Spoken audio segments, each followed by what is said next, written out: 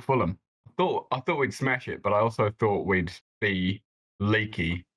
You made a video this week about our injury crisis, and even if it's not starting players, it still throws a wrench in the works, right? I mean, they're all senior squad players.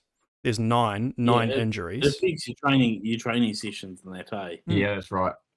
You don't have a full training session. The least important player on that list is probably Curtis Jones, who's probably wouldn't have played, but that's, like I said, it disrupts everything from training to squad cohesion and all sorts of stuff. And nine is a few. That's so, and the latest being Thiago as well. Well, he was injured in that game against Fulham.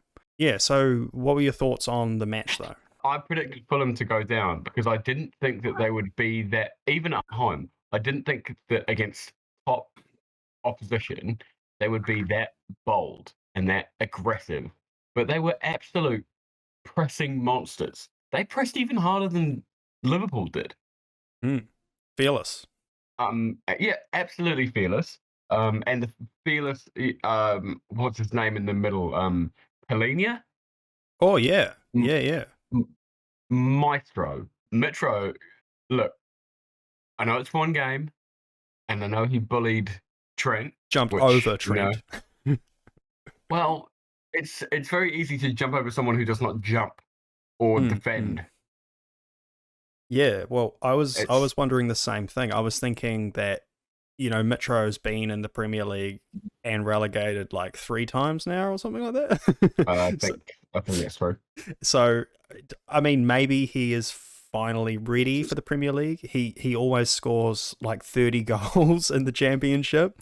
He scored 43 last season. That is insane.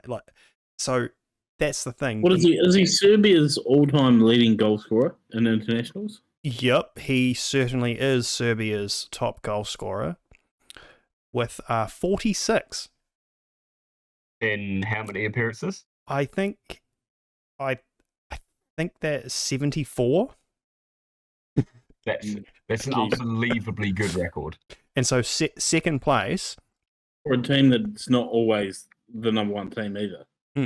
So second place is Dusan Tadic, and he has 18. Oh.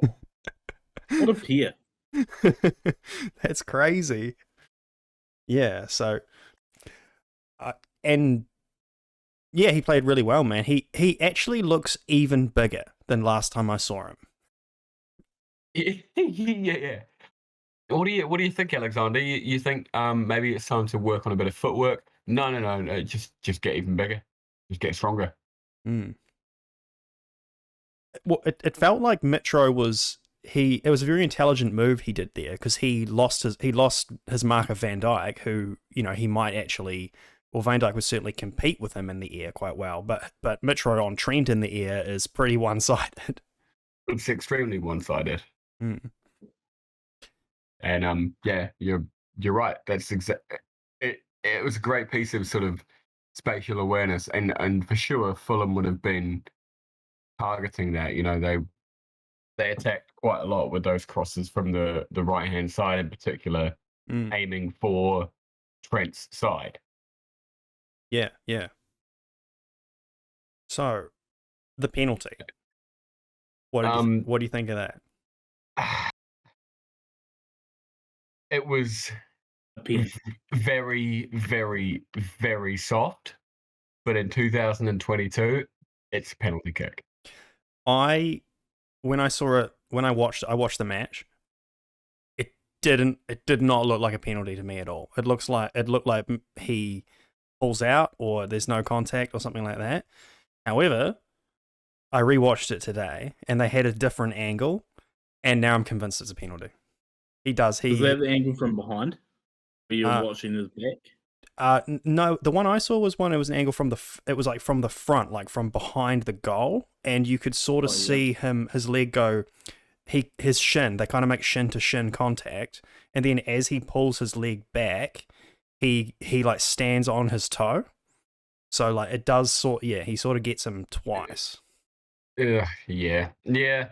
Look, it's a pen, but it's one where if you get it, you go, ha! And if you concede it, you're going, no. So yeah, the penalty was not even my major complaint of the day. That's a regular feature. That's got to be one complaint of the day. The fella who I think he gave the assist. He did. Kenny Tete? Yeah, he did. The cross for the header, yeah, he did. Yeah.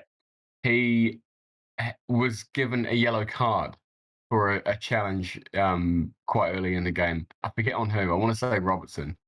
And in my mind, he went in very recklessly, and to me, that it warranted a further look.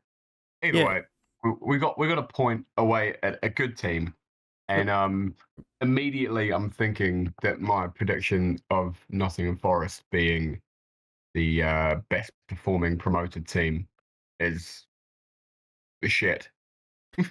What I have seen though is that you've got this injury crisis now, 9 injured. You guys are looking at signing Brozovic. Have you heard about this? No, but I've seen this link with somebody from Sporting Lisbon, Mateus Nunes. Nunes, that's right. Okay, Another Nunes. But according to the Liverpool Echo, the deal's off. Just as soon as I looked it up. Yeah. Right. Well, either way, I think that Cavallo could do with some time not at Liverpool, and we should get in a midfielder, a strong attacking midfield, or just play with Bobby there. I know I called for Bobby to start against Fulham, and he didn't put in the performance that that I would have thought of him. But he was replaced by Darwin, and Darwin made a pretty much immediate impact. Yeah, what a tasty goal too. Like flicks it, with the back of his neck.